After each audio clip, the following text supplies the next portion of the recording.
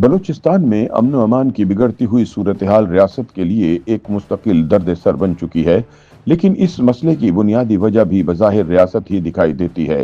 سیاسی تجزیہ کاروں کے مطابق ہماری فوجی اسٹیبلشمنٹ بلوچستان کے مسئلے کو ایک سیکورٹی ایشو کے طور پر دیکھتی ہے اور اس کا سیاسی حل تلاش کرنے پر بالکل توجہ نہیں دی جا رہی۔ یہی وجہ ہے کہ آج ہمیں بلوچستان ہاتھ سے نکلتا دکھائی دیتا ہے۔ دفاعی تجزیہ کاروں کا کہنا ہے کہ پاکستان میں اس وقت اصل فیصلہ ساز سیاستدان نہیں بلکہ عسکری قیادت ہے، جو معاملات کو سیاسی کی بجائے انتظامی طریقے سے سنبھالنے کی کوشش کر رہی ہے۔ اس پالیسی کا نتیجہ یہ ہے کہ اختلاف رائے اور مفاہمت جیسے اہم ترین عناصر جو کسی بھی سیاسی نظام کی بنیاد ہوتے ہیں، پس منظر میں چلے گئے ہیں۔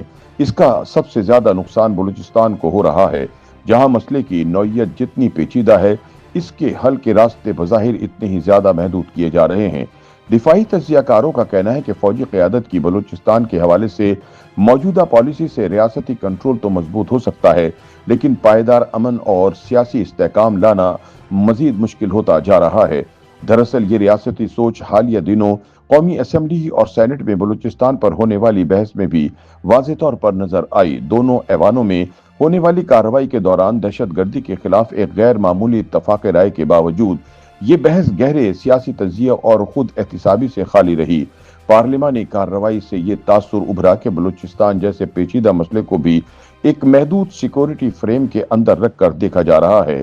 قومی اسمبلی اور سینٹ کے حالیہ اجلاسوں میں ہونے والی کارروائی میں تقریباً تمام سیاسی جماعتیں دو نکات پر متفق نظر آئیں۔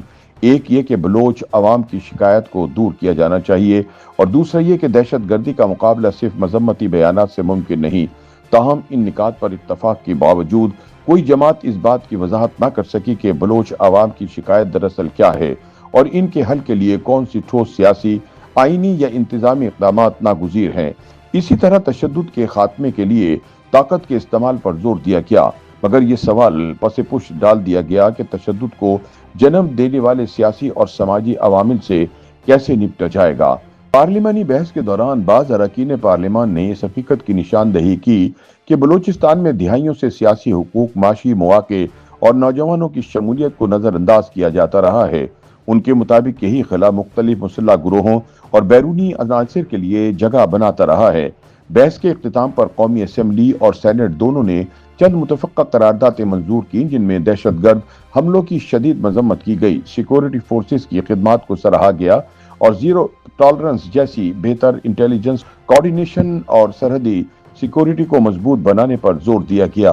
ان قراردادوں سے یہ واضح پیغام سامنے آیا ہے کہ حکومت، پارلیمانی قیادت اور سیکورٹی ادارے ایک ہی بیانیے پر ہم آواز ہیں۔ تاہم ان متفقہ قراردادوں میں سیاسی مفاہمت، مذاکرات یا اعتماد سازی جیسے عناصر مکمل طور پر غائب رہے، جس سے یہ تاثر مزید مضبوط ہوا کہ سیاسی حل کا حصول ریاستی پالیسی میں ثانوی ہے۔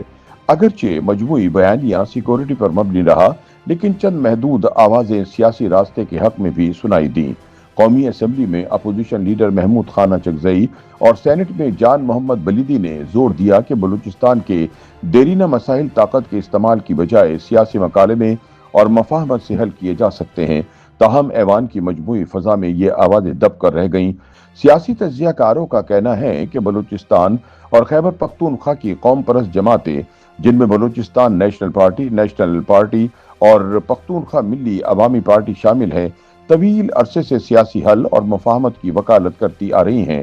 ماضی میں یہی جماعتیں وفاق اور بلوچستان کے درمیان رابطے کا کردار ادا کرتی رہی ہیں، تاہم وقت کے ساتھ ساتھ یہ سیاسی پل کمزور پڑتا جا رہا ہے۔ ایک طرف ان جماعتوں کو صوبے میں اس الزام کا سامنا ہے کہ ان کی وفاق نواز سیاست کو فوجی اسٹیبلشمنٹ کے قریب سمجھا جاتا ہے، جبکہ دوسری طرف ریاستی طاقت کے مراکز کا اعتماد بھی ان سے بتدریج اٹھتا جا رہا ہے۔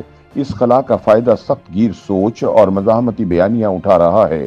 قوم پرست جماعتوں کا موقف ہے کہ انہیں منظم طریقے سے دیوار سے لگایا گیا، انتخابی عمل میں مداخلت کی گئی اور سیاسی عمل کو محدود کیا گیا، جس کے نتیجے میں وہ نوجوان طبقہ جو پہلے سیاسی جدوجہد کا حصہ تھا، اب مسلح تحریکوں کی طرف مائل ہو رہا ہے۔ ان جماعتوں کے مطابق جب سیاسی راستے بند کر دیے جاتے ہیں تو تشدد خود بخود ایک متبادل کے طور پر ابھرتا ہے۔ اس کے باوجود نیشنل پارٹی اور بلوچستان نیشنل پارٹی اب بھی سیاسی حل کی امید چھوڑنے کو تیار نہیں۔ حالیہ عرصے میں نیشنل پارٹی کے ایک سینیٹر نے بلوچستان کے لیے قومی مفاہمت کی تجویز دی، جبکہ بی این پی کے رہنما ثناء اللہ بلوچ نے بلوچستان کے لیے ٹروتھ کمیشن کے قیام کی بات کی، جس کی ماضی میں صوبائی اسمبلی بھی توثیق کر چکی ہے۔ تاہم موجودہ طاقت کے ڈھانچے میں ایسی تجاویز کو سنجیدگی سے لینے کا کوئی واضح عندیہ نہیں ملتا۔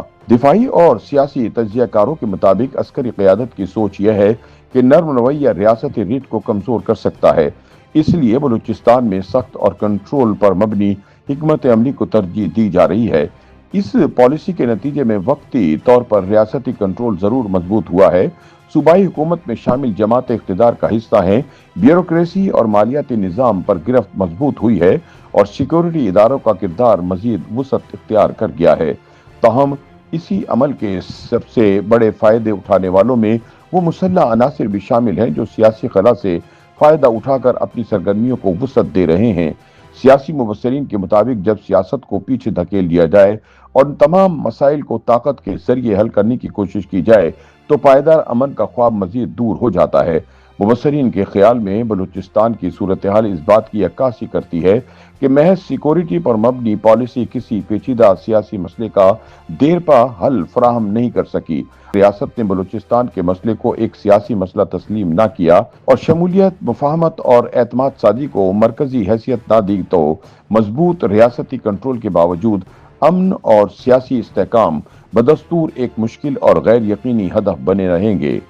یوٹیوب پر گوگلی نیوز دیکھنے کے لیے youtube.com کی سرچ بار میں googly news T V type کریں۔ گوگلی نیوز کے پیج پر سرخ رنگ کے سبسکرپشن والے بٹن پر کلک کرنا نہ بھولیے۔ یوٹیوب پیج پر اپلوڈ ہونے والی ویڈیوز سے باخبر رہنے کے لیے بیل آئیکن پر کلک کیجیے۔ آپ کو ہر نئی ویڈیو کے بارے میں نوٹیفیکیشن موصول ہو جائے گا۔